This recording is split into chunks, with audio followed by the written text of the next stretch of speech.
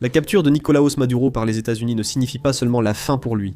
Cela pourrait aussi signifier la fin pour Vladimir Poutine et la Russie moderne telle que nous la connaissons. Pourquoi le raid américain sur Caracas est une catastrophe pour la Russie? Elle dépend fortement des exportations d'armes pour financer son régime. Ou du moins, c'était le cas avant l'invasion de l'Ukraine. La Russie gagnait jusqu'à 15 milliards de dollars par an grâce à la vente d'armes. C'était une part importante de son budget de 340 milliards de dollars en 2021. Mais le véritable avantage n'est pas le revenu des ventes. Lorsqu'un pays vend des armes à un autre pays, cela crée un lien profond entre eux. La vente d'un fusil est une simple transaction. Un système de défense aérienne crée une dépendance durable.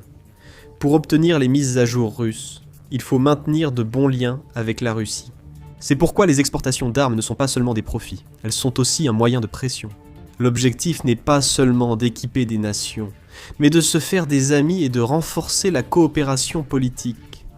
La vraie valeur n'est pas dans les roubles, mais dans l'accès à de gros contrats, à des partenariats étroits et à un levier politique mondial durable. Les exportations d'armes russes, historiquement l'un de ses plus grands secteurs d'exportation, ont chuté de façon spectaculaire depuis le début de la guerre.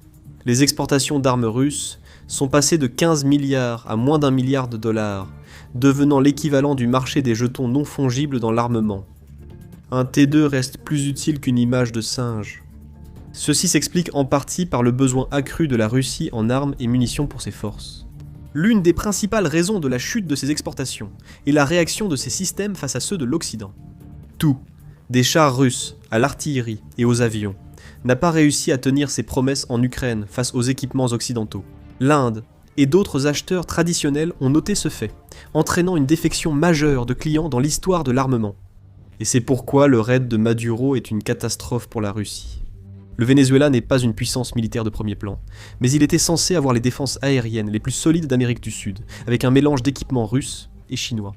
Le réseau de défense aérienne du Venezuela a été construit par les deux nations les plus intéressées à neutraliser la puissance aérienne américaine, parce qu'elles sont aussi celles qui risquent le plus de l'affronter dans un avenir proche. Malgré les radars chinois anti-furtifs et les défenses russes S-100 Buk et Pantsir, l'appareil n'a même pas pu remplir une partie de sa mission. Si vous êtes un pays ayant acheté des défenses aériennes russes pour stopper les États-Unis, c'est un cauchemar. On sait maintenant qu'une grande partie du réseau de défense aérienne du Venezuela était déjà peut-être hors ligne avant l'attaque.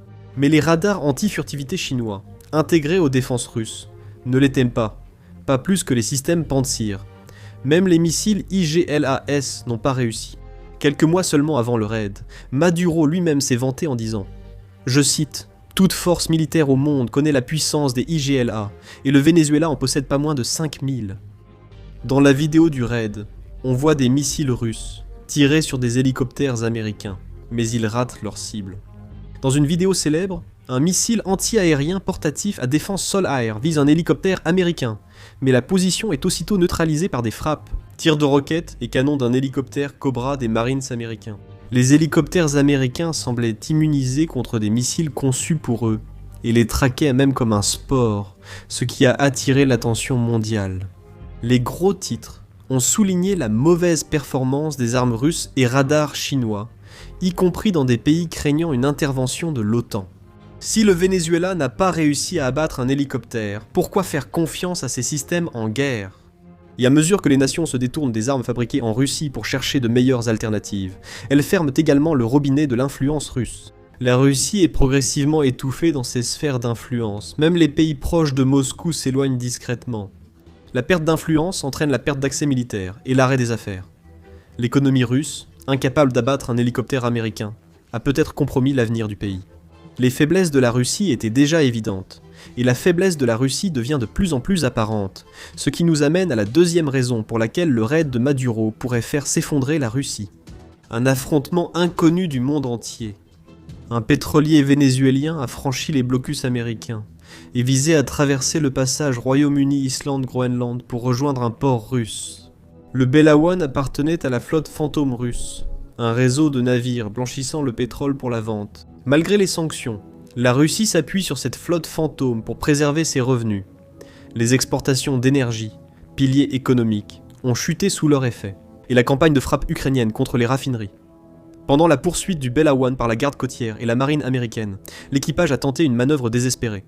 Ils ont peint un drapeau russe sur la coque, et se sont renommés Marinera, affirmant qu'ils étaient désormais sous pavillon russe, et donc sous la protection de la Russie. Une force russe, dont un sous-marin nucléaire d'attaque, est venu à son secours. C'était une déclaration forte de l'intention d'utiliser la force pour défendre le navire poursuivi par les forces américaines. Si les États-Unis agissaient contre le navire, ils risquaient essentiellement un conflit militaire. Le monde observait alors que des hélicoptères américains déposèrent des commandos sur le Marinera, prenant rapidement le contrôle du navire. Aucune réponse publique russe n'a suivi. La Russie a nié tout lien avec le navire et a accusé aussitôt l'action américaine de piraterie.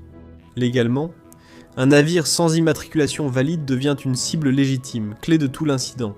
Jusqu'à présent, seule une autre nation a arraisonné un navire de la flotte fantôme russe, l'Estonie, malgré les fanfaronnades et les interminables diatribes juridiques sur la flotte fantôme de la Russie. Personne n'a vraiment agi à ce sujet par crainte d'une confrontation avec la Russie elle-même.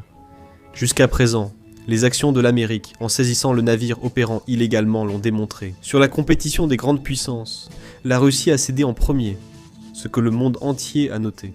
La saisie d'un pétrolier russe par les États-Unis encourage l'escalade dans d'autres pays et nuit à la crédibilité de la Russie.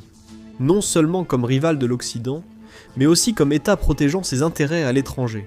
Le raid de Maduro a été un désastre pour la Russie qui pourrait annoncer son effondrement. Mais cela ne s'arrête pas là.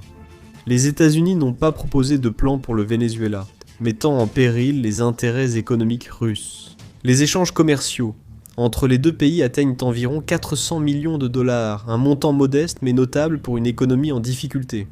Un régime pro-américain à Caracas pourrait directement affecter les intérêts financiers russes, les échanges commerciaux étant rééquilibrés. La colère du Venezuela envers l'incapacité de la Russie à le protéger pourrait déjà fortement réduire ce flux financier. Plus préoccupant encore, le Venezuela doit environ 1 milliard de dollars à la Russie, soit 5% de son budget annuel d'avant-guerre. La Russie a soutenu le Venezuela sous Hugo Chavez et Nicolás Maduro, en accordant des prêts et en investissant. Ce n'était cependant pas de la charité de la part de Moscou, comme l'a prouvé le stationnement temporaire de bombardiers russes au Venezuela. C'était un moyen de défier les États-Unis et de gagner de l'influence chez eux. À l'époque, la Russie était vue comme une menace crédible. Aujourd'hui, elle subit les mêmes sanctions. Elle s'en réjouissait autrefois, lorsqu'elle encourageait Hugo Chavez à nationaliser l'industrie pétrolière du Venezuela et à forcer les entreprises occidentales à céder le contrôle majoritaire à l'État. Les entreprises américaines et européennes ont perdu des milliards, expulsés ou piégés dans des accords profitant au gouvernement. Cette fois, c'est l'argent russe qui est en jeu. Rien ne garantit qu'un régime pro-américain rembourserait ses dettes. Vu l'impopularité de Maduro et la faiblesse russe, peu de régimes ont intérêt à rembourser leurs dettes. Mais la prochaine raison pour laquelle ce coup de force de Maduro pourrait être fatal pour la Russie est pire, car elle touche sa plus grande vulnérabilité. Quand Hugo Chavez a nationalisé le pétrole, le Venezuela a expulsé les grandes entreprises occidentales et confisqué leurs biens pour contrôler leurs opérations. Les tribunaux internationaux ont donné raison aux compagnies pétrolières, obligeant le Venezuela à payer des milliards de dommages. Aujourd'hui, le président Trump a expliqué que ces entreprises allaient compenser leurs pertes en reprenant le contrôle de leurs anciennes activités. La seule façon de récupérer ces pertes massives, ce qui effraie la Russie, est de vendre du pétrole. La Russie dépend fortement du pétrole et du gaz, fondant son économie sur les combustibles fossiles. Bien que cela ait historiquement rendu la Russie beaucoup plus puissante et riche qu'elle ne devrait l'être en réalité, c'est aussi un talon d'Achille pour le pays. Si le prix du pétrole chute, la Russie perd beaucoup, ce qui pourrait arriver si Trump l'emporte. Le Venezuela détient les plus grandes réserves de pétrole, mais ne compte que pour 0,5% des exportations mondiales. Avant Chavez, le pays était un fournisseur de pétrole majeur, mais sa gestion a été désastreuse. En 2008, la production dépassait 3 millions de barils par jour, et l'avenir du Venezuela semblait prometteur. Aujourd'hui, la production est bien inférieure à 1 million par jour, ce qui convenait à la Russie. Maduro est resté au pouvoir, et l'industrie pétrolière vénézuélienne a continué de dépérir à cause de la corruption et de l'incompétence. La baisse de production du Venezuela faisait grimper les prix mondiaux, rendant les exportations russes bien plus lucratives. Peu de menaces sont plus graves que le potentiel inexploité de la plus grande réserve de pétrole mondiale, une bombe prête à exploser. Reconstruire le secteur pétrolier vénézuélien prendra des années. En 5 ans, Le Venezuela pourrait produire plus de 3 millions de barils par jour, faisant baisser les prix mondiaux du pétrole et les revenus russes. Et au pire moment possible pour le pays. Réalistement, la Russie ne peut pas continuer sa guerre en Ukraine pendant plus que quelques années encore. Ses énormes réserves de liquidités de plus de 300 milliards de dollars, qu'elle utilisait pour financer la guerre, sont presque épuisées. Les sanctions mondiales ont durement frappé l'économie, mais ces réserves de liquidités ont limité les dégâts. L'Ukraine épuise non seulement le trésor de guerre russe, mais démantèle aussi progressivement l'économie énergétique du pays. Quand l'Ukraine a attaqué les raffineries russes, avec des drones longue portée, elle ciblait les réservoirs de carburant. Cela a provoqué d'énormes explosions, utiles pour la propagande, mais a peu endommagé l'industrie pétrolière russe. Un réservoir est facile à remplacer, sans expertise ni pièces spéciales. Puis les frappes se sont sophistiquées, avec l'aide de la CIA. L'Ukraine a cessé de frapper les grandes cibles spectaculaires, et a commencé à viser les goulets d'étranglement des raffineries, les parties qui arrêtent tout, pendant un certain temps. On pense que les États-Unis donnaient à l'Ukraine des infos sur la défense aérienne russe pour aider les drones.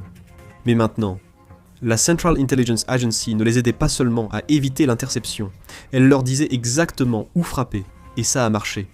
La capacité de raffinage russe a été réduite jusqu'à 20% pendant les périodes de production de pointe, et cela lui fait tellement mal que le pays a même rationné la consommation d'essence domestique. Les contrôles des prix, instaurés pour éviter l'effondrement économique, ont empiré la situation.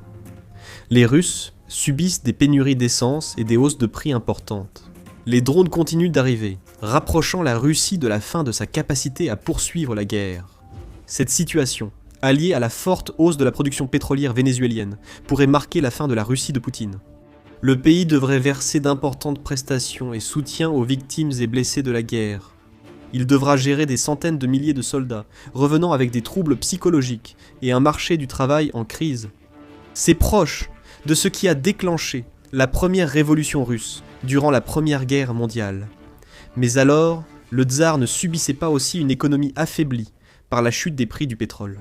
La Russie est une nation au bord du gouffre et tellement vulnérable que même les événements qui se déroulent dans un pays à l'autre bout du monde peuvent lui être fatals. De retour chez elle. Une chose est certaine. Quoi qu'il arrive ensuite au Venezuela, ce ne sera pas bon pour la Russie. La maison que Vladimir Poutine a incendiée est en train de s'effondrer autour de lui. Et maintenant, il a besoin d'un plan pour la suite des événements. Si la crise du Venezuela pousse la Russie à bout, combien de temps Moscou pourra-t-elle encore combattre ? Des économistes ont estimé quand la Russie manquera d'argent pour la guerre. Voici la date pour savoir quand l'argent sera épuisé. Ou cliquez sur cette vidéo.